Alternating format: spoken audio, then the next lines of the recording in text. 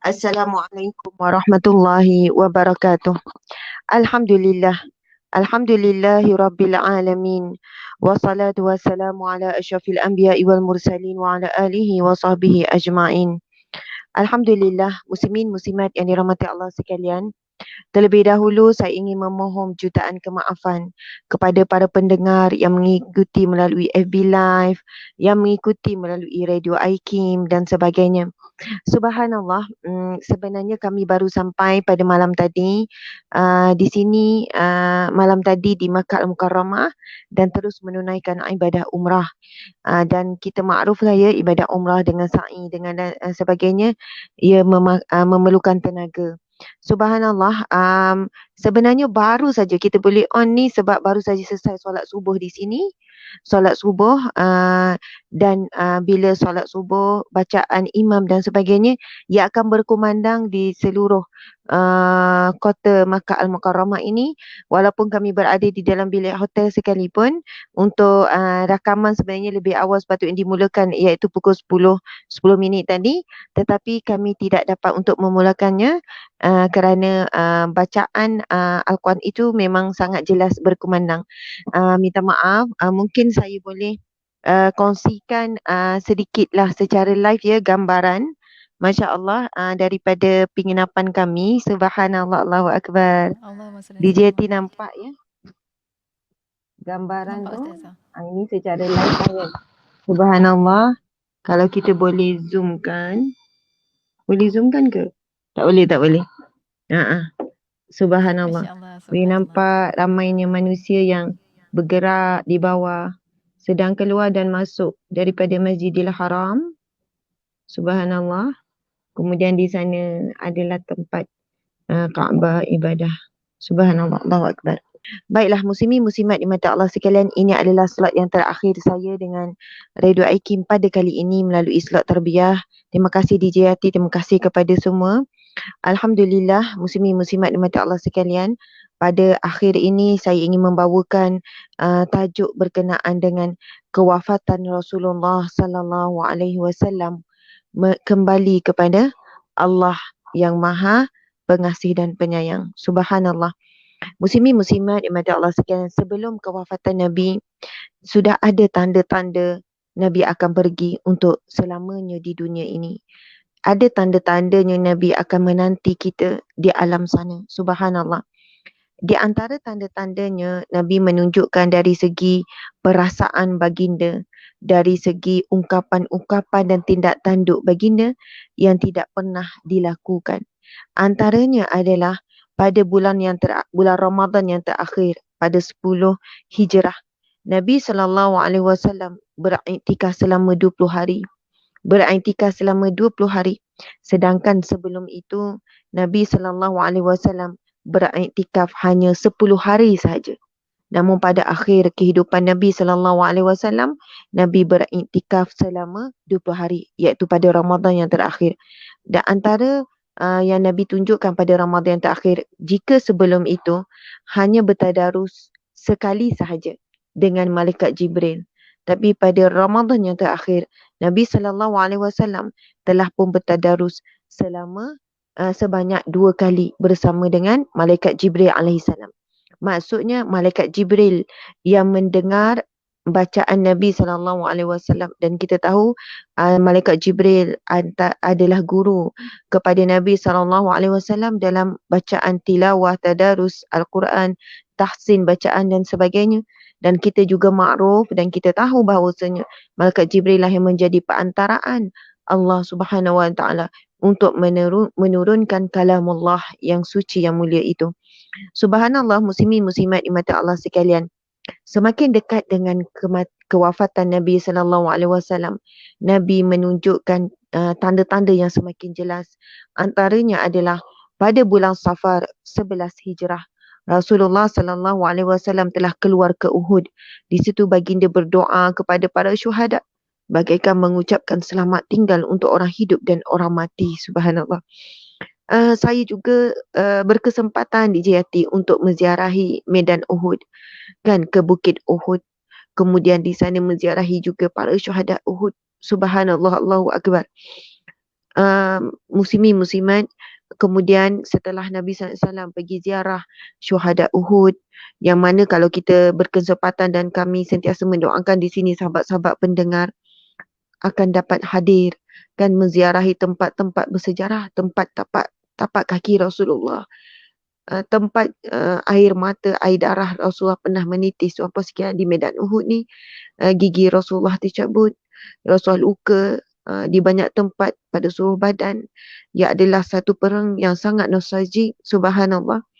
Muslimin muslimat di mata Allah sekalian, setelah Rasulullah pergi Masya Allah, pergi ziarah ke syuhada Uhud di perkuburan mereka. Kemudian Nabi SAW beredar dan naik di atas mimbar seraya berkata, Bismillahirrahmanirrahim. Ia merupakan hadis sahih riwayat Bukhari. Maksudnya kalimah ataupun kata-kata Nabi setelah pergi ziarah ni. Masya Allah. Nabi SAW bersabda yang bermaksud, sesungguhnya aku akan mendahului kamu dan aku akan menjadi saksi terhadapmu. Demi Allah, aku sekarang benar-benar sedang melihat kepada kolamku. Sesungguhnya aku diberikan kunci seluruh kekayaan bumi atau kunci-kunci bumi. Demi Allah, aku bukannya bimbang kamu akan syirik selepasku, tetapi yang kau bimbangkan, yang aku bimbangkan ialah kamu berlumba-lumba merebut dunia. Allahu Akbar, Allahu Akbar, subhanallah. Muslimin muslimat di mata Allah sekalian, ini adalah di antara kata-kata Nabi yang terakhir. Nabi menyebutkan secara jelas, demi Allah, sekarang benar-benar aku sedang melihat kepada kolamku. Sesungguhnya aku akan mendahului kamu dan aku akan menjadi saksi terhadapmu. Dan Nabi menyebutkan, aku bukan bimbangkan engkau akan syirik selepasku, tetapi yang aku bimbangkan ialah kamu akan berlumba-lumba merebut dunia. Subhanallah, Allahu Akbar. Muslimin muslimat di mata Allah sekalian, dalam hadis yang lain Nabi bersabda, aku bukan bimbangkan kemiskinan, ujian miskin terhadapmu, wahai umatku. Tetapi aku bimbangkan adalah ujian kekayaan melimpah ruah, sebagaimana ujian yang sama ditimpa kepada umat-umat terdahulu. Muslimin muslimat, mungkin dari sudut zahir, kita tidak menyembah patung, berhala dan sebagainya. Tetapi dari sudut batinnya, kita hari ini, hati ini bersujud kepada dunia, menyembah kepada dunia, bahkan sedang solat. Zahir kita seolahnya sujud menyembah Allah, tetapi hati kita, fikiran kita seolahnya sujud dan menyembah dunia. Dunia begitu kuat berlega dalam fikiran kita, begitu kuat mencengkam hati dan jiwa ingatan kita. Allahu Akbar. Dan dunia itu telah menghalang kekhusyukan kita mengingati Allah, sedangkan Allah Subhanahu Wa Taala berfirman, aqimis salah li zikri. Dirikanlah salat untuk mengingatiku. Namun tuan-puan sekalian, kita merasa sangat sedih dan duka cita terhadap diri sendiri. Ketika solat, hati dan fikiran kita sekejap-sekejap saja teringat dan fokus kepada Allah dan bacaan. Selainnya, tuan-puan sekalian, kita ingat tentang masalah kita. Kita ingat tentang urusan kita, apa yang kita nak buat, apa yang telah dibuat, apa yang sedang bermain di fikiran kita layan, na'udzubillahi min zalik. Muslimin muslimat di mati Allah sekalian, kita sambung ya. Pada suatu malam, baginda keluar ke Baqi', lalu memohon pengampunan untuk penghuni perkuburan Baqi' sambil berkata, Assalamualaikum hai penghuni kubur. Moga kamu bersenang lenang dengan nikmat yang kamu kecapi di dalamnya berbanding orang lain yang menghadapi keadaan ini. Subhanallah. Telah datang fitnah-fitnah persis sebahagian malam yang gelap gelita. Fitnah yang kemudian menelusuri selepas yang awal, sedangkan yang kemudian itu lebih buruk daripada yang awal. Kemudian baginda menggembirakan penduduk Baqi' itu dengan katanya, sesungguhnya kami akan menyusuli kamu. Subhanallah. Bersumberkan daripada kitab Ar-Rahiq Al-Maktum. Subhanallah, Allahu Akbar.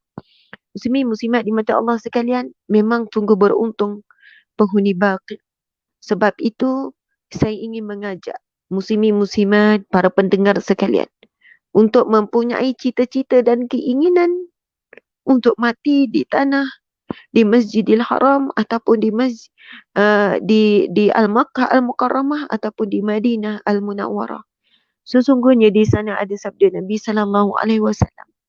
Barang siapa yang mati di bumi Madinah lalu ditanam di Baqi', maka dia akan bangkit bersamaku, akan dibangkitkan bersamaku di mahsyar kelak. Allahu akbar. Muslimin muslimat, kita bersedia atau tidak, kita pasti akan mati. Kita tidak tahu di mana tempat kita akan mati.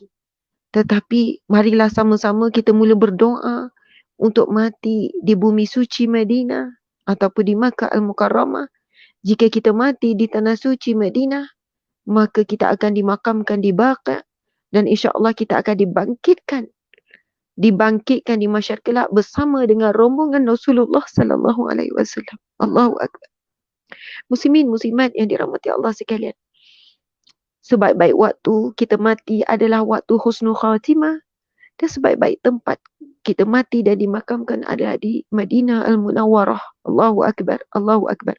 Di sana ada satu hadis Nabi sallallahu alaihi wasallam. Nabi bersabda, ia merupakan hadis sahih dalam kitab Riyadhus Shalihin dalam bab berkata benar subhanallah, di mana Nabi sallallahu alaihi wasallam bersabda, sesungguhnya seseorang yang berdoa dan mengharap dengan benar-benar dalam hatinya untuk mati syahid fi sabilillah, namun akhirnya dia mati di atas pembaringan. Maksudnya dia tak mati di medan perang sebagaimana yang diinginkan, didoakan. Namun akhirnya dia mati di atas pembaringan atau katil ataupun tertilam. Allah akan menyampaikan kedudukannya pada kedudukan para syuhada. Jadi muslimin muslimat sekalian, mungkin kita boleh amalkan setiap kali selepas solat. Ya Allah, Allahumma taqdim alaina bihusnil khatimah wa la taqdim lana bisu'il khatimah. Ya Allah, berikanlah kepadaku kematian yang baik dan jauhilah aku daripada kematian yang buruk, ya Allah. Dan matikanlah aku, ya Allah, di tanah suci Madinah, ya Allah. Dan makamkanlah aku di Baqi', ya Allah. Mudah-mudahan dengan kesungguhan, dengan keinginan kita, pertama Allah takdirkan benar-benar kita mati di tanah suci.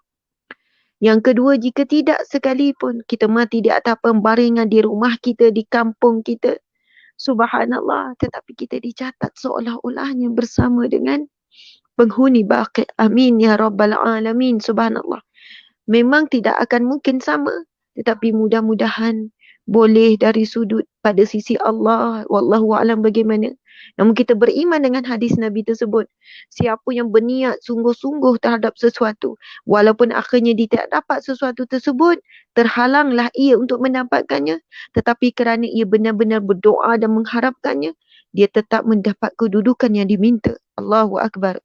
Allahu akbar. Allahu akbar. Beruntungnya penduduk Baqi'. Kerana bukan sekali dua muslimin muslimat Nabi SAW pergi ke Baqi' dan mendoakan. Dan Nabi menyatakan rasa rindu kepada penghuni Baqi'. Jadi mudah-mudahan bukan kata kuburan yang lain tu tidak mulia, tetapi didoakan oleh kita lah. Kita pergi kubur, kan ziarah kubur. Assalamualaikum ya ahli diyar, kita kata. Tetapi berbeza dengan Baqi', ada telah didoakan oleh Rasulullah sallallahu alaihi wasallam. Muslimin muslimat dimati Allah sekalian. Pada minggu yang terakhir, Rasulullah sallallahu alaihi wasallam semakin menunjukkan sakit yang semakin berat. Lantas baginda bertanya kepada isteri-isterinya, giliranku esok di mana? Giliranku esok di mana? Nabi bertanya. Di mana aku besok? Isi-isinya segera memahami maksud tujuan baginda, lalu menyerahkan kepadanya untuk memilih di mana sahaja Nabi SAW ingin berada. Lantaran itu baginda berpindah ke rumah Aisyah sambil berjalan kaki dengan dipapah oleh Al-Fadl bin Abbas dan Ali bin Abu Talib. Dalam keadaan kepala yang berbalut, baginda melangkah sehingga masuk ke rumah Aisyah. Lalu baginda menghabiskan minggu terakhir kehidupannya di sisi Aisyah. Subhanallah. Ia merupakan daripada hadis sahih Sayyidatina Aisyah di dalam sebuah hadis yang sahih. Muslimin muslimat dimati Allah sekalian. Saya bacakan hadis ini ya. Nabi SAW bersabda. Aisyah bersabda. Ini hadis Aisyah, hadis sahih riwayat Muslim. Ketika Rasulullah SAW merasa berat dan sakitnya telah parah, maka Rasulullah SAW meminta izin ke semua isterinya untuk berada di rumahku. Lalu mereka memberikan keizinan kepadanya. Lalu beliau keluar dipapah di antara dua orang lelaki, iaitu baginda di antara Abbas dan lelaki lain. Kedua kakinya tidak boleh berjalan di tanah lagi. Ubaidullah berkata, lalu aku mengkhabarkan kepada Abdullah hadis yang dikatakan oleh Aisyah, maka Abdullah bin Abbas berkata kepadaku, apakah kamu tahu siapakah lelaki lain yang tidak disebutkan namanya oleh Aisyah? Perawi berkata, aku tidak tahu. Ibnu Abbas berkata, ia adalah Ali. Muslimin muslimat yang dirahmati Allah sekalian. Subhanallah, Nabi SAW tidak mampu lagi mencecahkan kaki ke tanah. Dipapah oleh Sayyidina Ali dan seorang lagi sahabat Nabi. Dan istimewanya Sayyidatina Aisyah, ketika akhir minggu yang terakhir, Rasul duduk bertanya, esok rumah mana, esok rumah mana. Isteri-isteri mula memahami bahawasanya Rasul nak berakhir di rumah Sayyidatina Aisyah radhiyallahu anha. Pernah seorang sahabat bertanya kepada Rasulullah, ya Rasulullah, siapakah orang yang paling engkau cintai? Lalu Nabi dengan laju Nabi menjawab, Aisyah yang paling aku cintai. Lalu sahabat ni bertanya, aku bukan bermaksud di kalangan isterimu, tetapi di kalangan sahabatmu. Lalu Rasul menjawab, Abu Bakar. Abu Bakar. Kemudian sahabat itu bertanya lagi, kemudian siapa? Nabi menjawab, Umar. Sebenarnya sahabat yang bertanya ini mengharapkan namanya disebut sebagai orang yang dicintai Nabi SAW. Pernah satu ketika Sayyidatina Fatimah datang berjumpa Nabi, dihantar oleh isteri-isteri Nabi yang lain untuk berbicara tentang Aisyah. Kerana ada sebahagian isteri Nabi yang rasa tidak puas hati dengan Aisyah. Kerana dilihat Nabi SAW sangat menyayangi Aisyah. Lalu Rasul pernah berkata kepada anak dia, wahai Fatimah, adakah engkau mencintaiku Fatimah? Benar wahai ayahandaku, aku mencintaimu. Maka wahai Fatimah, cintailah orang yang aku cintai, iaitu Aisyah. Allahu Akbar. Nabi tidak memberikan peluang dan ruang kepada Sayyidatina Fatimah untuk berbicara tentang orang yang dia cintai, iaitu Sayyidatina Aisyah radhiyallahu anha. Sayyidah Aisyah bukan dicintai asbab kerana dia cantik dan sebagainya, tetapi asbab utama Aisyah seorang wanita yang salehah, wanita yang sangat kuat bersedekah, wanita yang alim, wanita yang kuat ibadah. Dia dibesarkan oleh Rasulullah di dalam rumah kenabian. Kerana itu akhirnya Rasulullah wafat di atas ribaan Aisyah. Rasul memilih wafat di rumah Aisyah. Dan kita tahu makam Rasulullah SAW ada di dalam bilik Aisyah, di dalam rumah Aisyah. Begitulah Allah Subhanahu Wa Taala meninggikan kedudukan ibunda kita Sayyidatina Aisyah radhiyallahu anha. Muslimin, muslimat dimati Allah sekalian, masya-Allah. Setelah duduk di mimbar, ada waktu ketikanya Rasul menggagahkan diri. Subhanallah, Allahu Akbar. Saya akan minta maaf ya, masa sudah habis. Kita perlu terus kepada yang terakhir. Subhanallah.